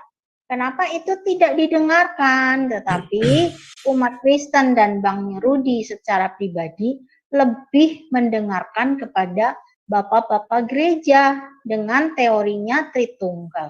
Sedangkan Tritunggal sendiri kan nggak ada di Alkitab. Jadi yang mana yang harus didengar Tritunggal? Apa bapak-bapak gereja, apa dengar Yesus? Kan begitu. Nah, jadi monggo ditanggapi Bang Rudi Yohanes. Oke, terima kasih. Saya balik dulu ya. Sebentar. Ini masih iklan di tempat siapa nih? Oke, saya tanggapi ya. Dari Pak Usema Rahman.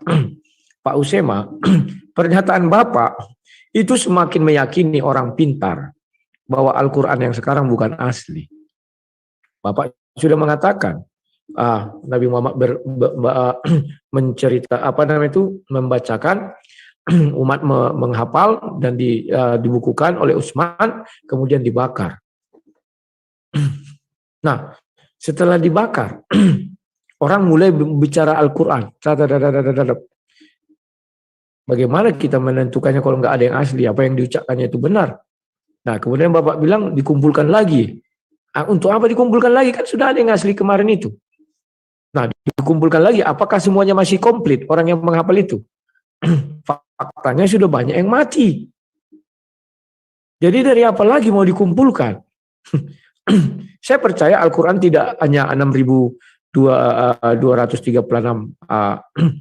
ayat. Saya percaya itu. Karena selama 23 tahun,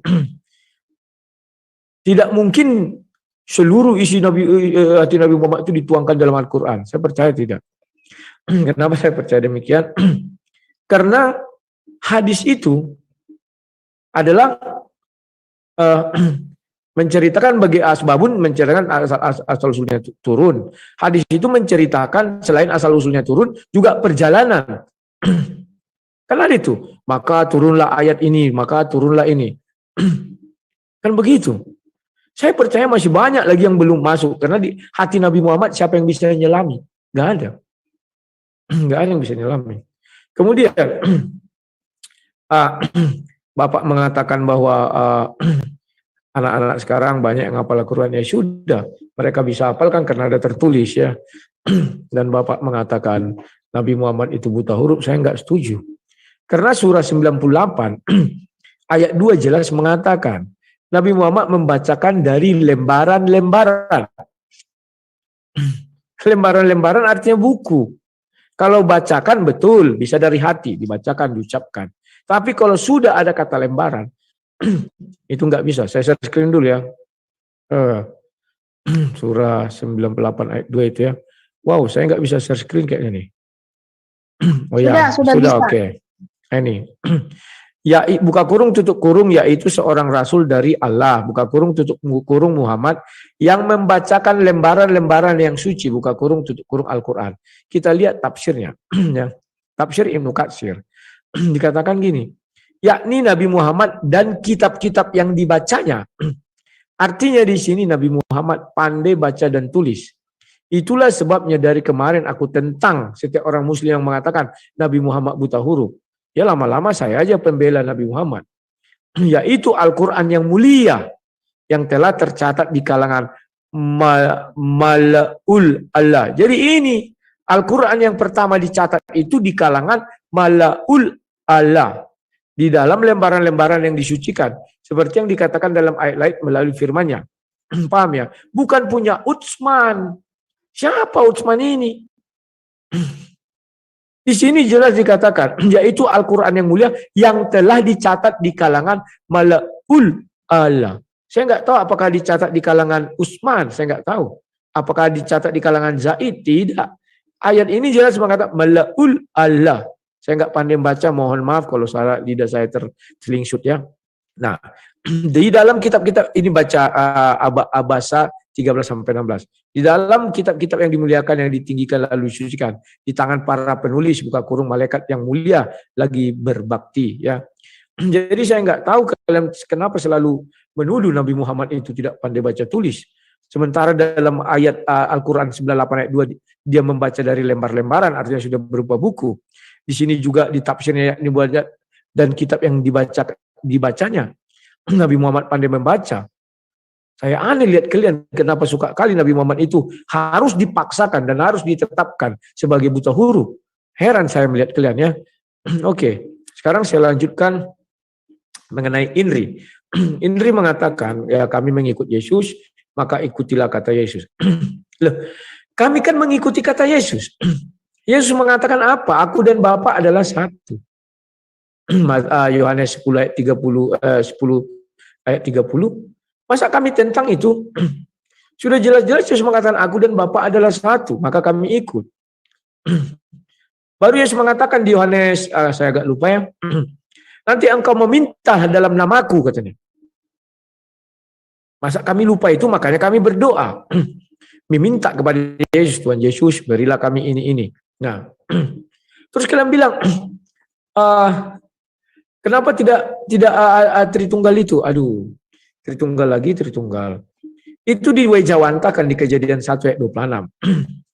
Baiklah kita menjadikan manusia serupa dan segambar dengan kita. Kita di sana lebih dari satu alias jamak. Maka diwejawantakanlah di dalam si Adam. Si Adam memiliki tubuh namanya Adam. Memiliki roh Adam. Memiliki suara si Adam. Kejadian 1 ayat 2 dan ayat 3. Demikian juga ketika Tuhan datang dalam tiang awan, tiang api.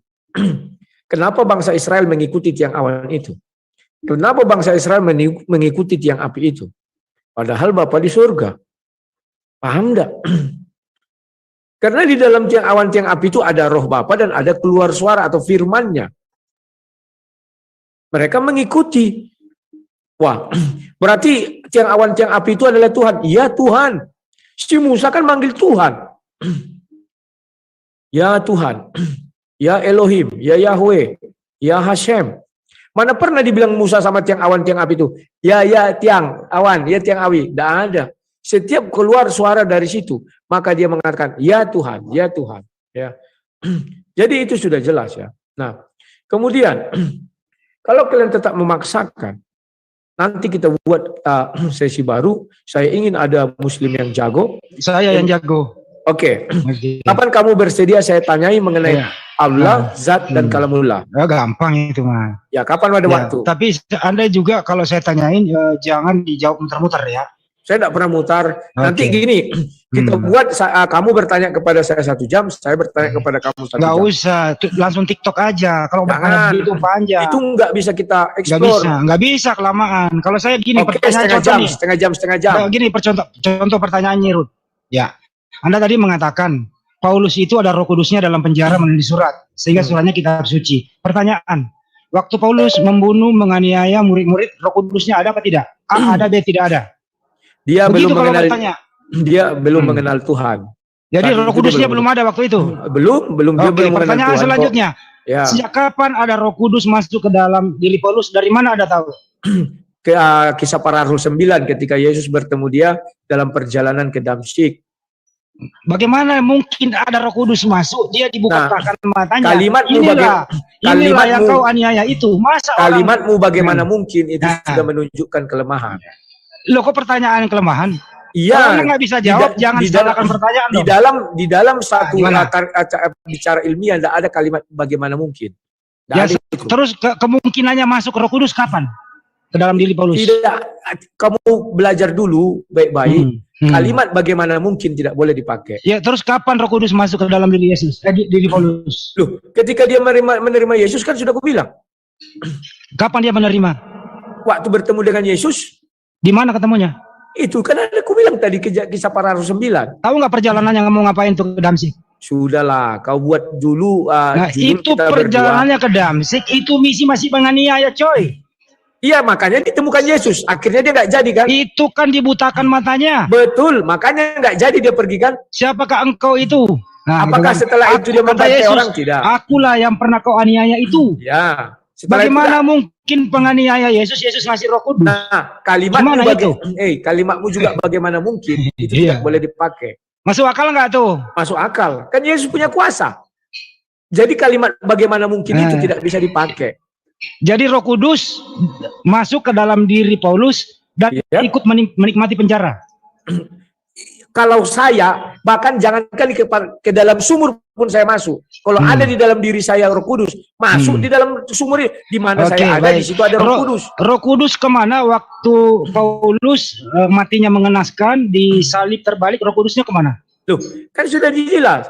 Eloi, Eloi lama sabatani. Oh, Paulus nggak pernah berkata begitu.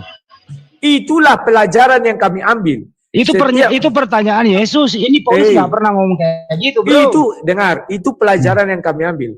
Semua manusia yang mau mati, Roh Tuhan keluar dulu dari dalam dirinya, baru mati. Tidak ada tulisan di Paulus ya bahwa Eli lama sabachthani, nggak ada. Jangan dikarang, jangan boleh dikarang. Gua kasih timer boleh nggak?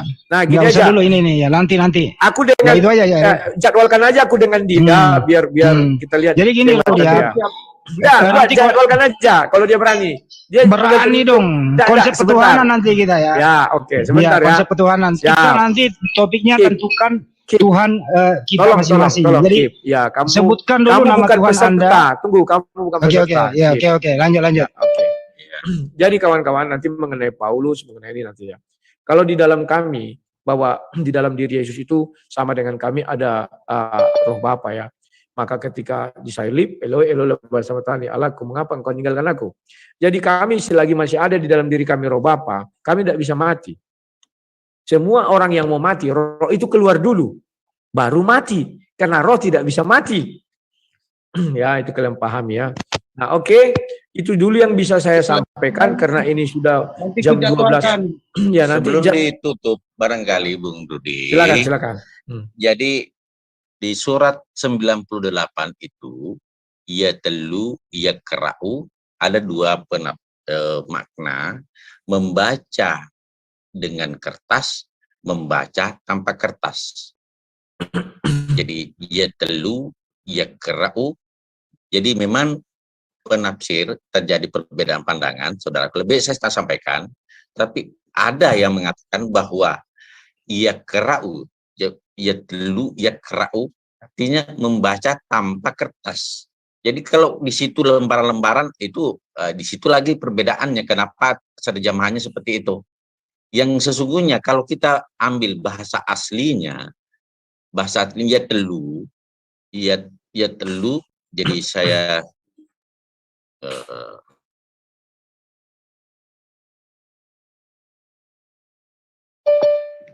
ya ini yatlu bisa dimaknai membaca tanpa lembaran. Ini memang beda dengan yakra'u. Jadi ini memang kadang terjemahan, disinilah fungsinya memang perlunya adanya original teks seperti ini. Kadang keliru dalam menafsirkan satu ayat, maka masih bisa diperbaiki. Jadi ada yakra'u, ada yatlu. Bisa di share screen. Aku lihat tidak nampak mana yang kerau. Di share screen dulu biar nampak di layar besar itu.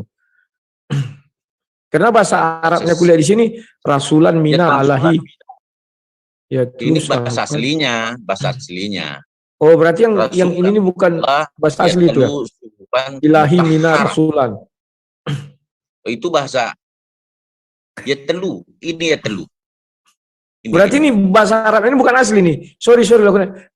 Mataharatan, suhafan, yatlu, ilahi, mina, rasulan, rasulun. Yatlu itu.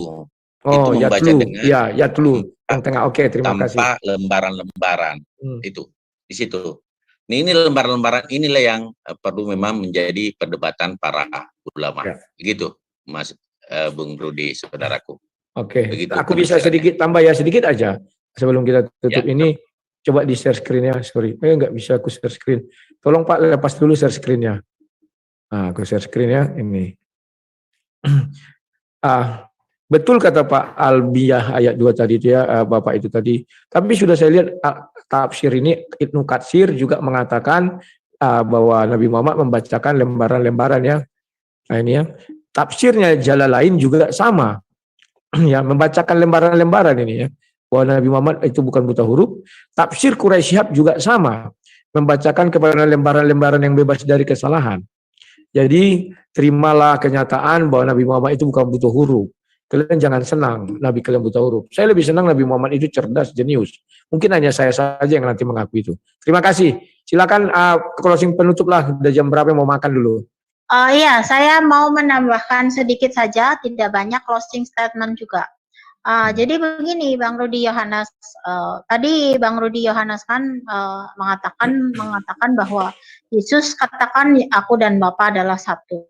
Tadi saya share screen dari Yohanes 17 ayat 21 dan 23. Yesus menyamakan aku dan Bapa satu supaya sama seperti aku inginkan mereka semua adalah satu. Jadi aku dan Bapa satu. Ini bukan satu tunggal, tetapi satu jamak.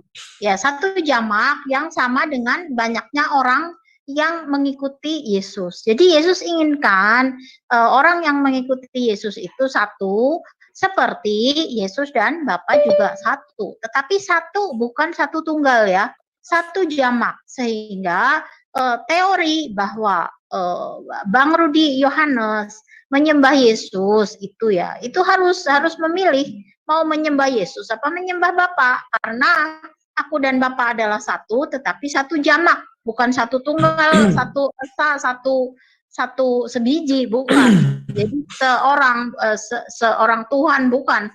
Tetapi aku dan Bapa di Yohanes 17 ayat 21 sampai 23 itu Yesus yang menyamakan.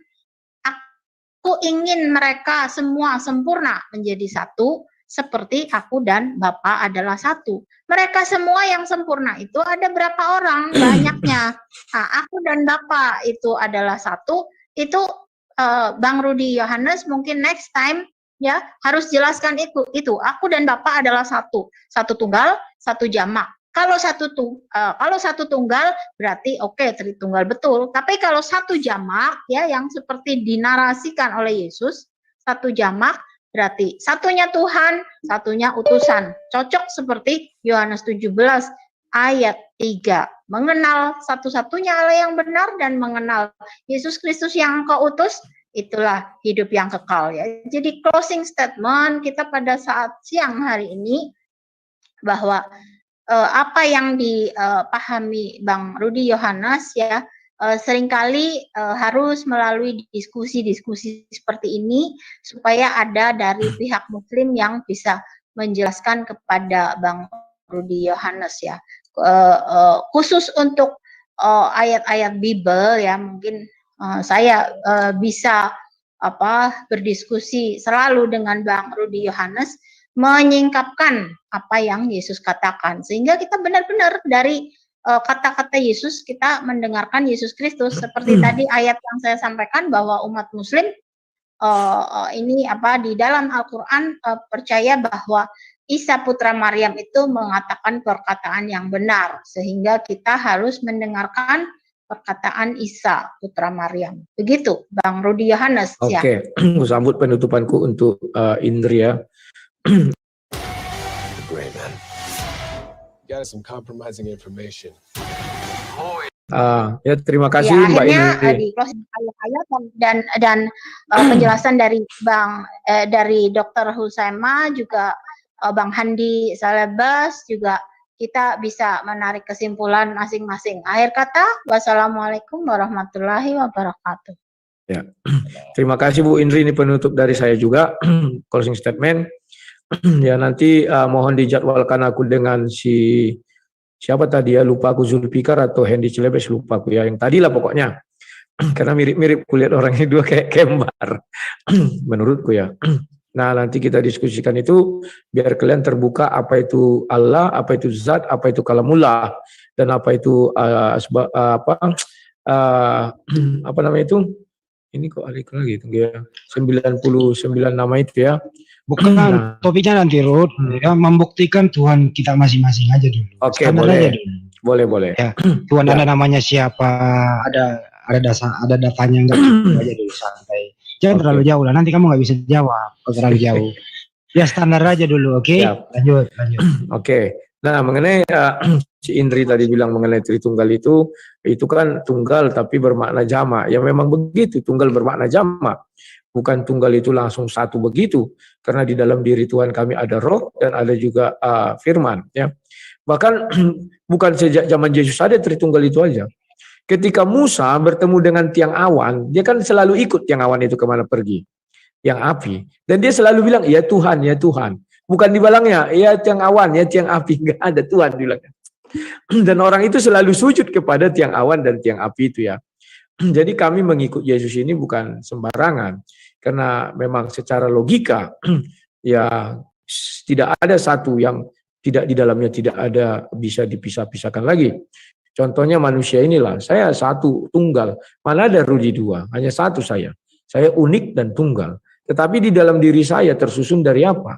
Tubuh, di dalam tubuh banyaknya darah segala macam.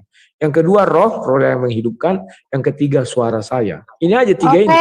Ya, oke Bang Rudi, nanti dijadwalkan saja, minta Bang Handi menjadwalkan kapan kita bicarakan tentang ehad. Bisa saya sedikit? Ya, silakan Pak penutup, silakan. Ya, Pak Uzaima. Terima kasih banyak saudaraku. Thank you ya bro. Atas waktunya saudaraku. Apapun itu, mari kita sama-sama mencari kebenaran. Karena dari Bang Rudi lah mungkin saya memacu untuk lebih belajar lagi. Jadi kita mengambil hikmah di balik semuanya,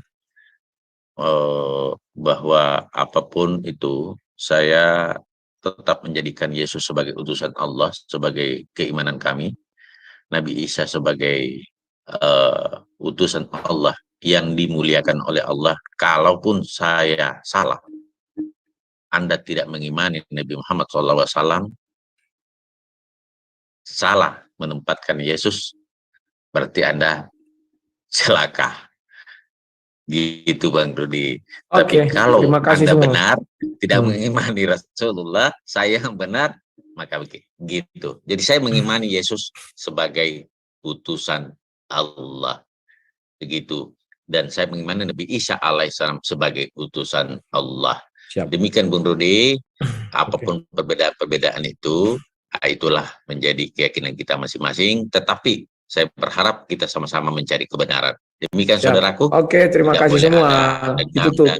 Kita harus tutup hati ini, tidak boleh ada dendam di antara kita. Begitu saudaraku. Silakan ditutup, udah lapar. Ditutup dok langsung dok. Ya, silakan. Saya kira demikian pertemuan kita pada hari ini. Saya ucapkan terima kasih banyak kepada Bung Rudi dan semua netizen, dan mohon maaf jika dalam perdebatan ini ada hal-hal yang kurang berkenan. Itu sepenuhnya bukan kemampuan kalian sebagai manusia biasa. Dan saya kira demikian. Fastabiqul khairat, wabillahi taufiq wal hidayah. Wassalamualaikum warahmatullahi wabarakatuh dan selamat siang. Waalaikumsalam warahmatullahi Sampai wabarakatuh. jumpa. Yuk, sama-sama. Sampai jumpa.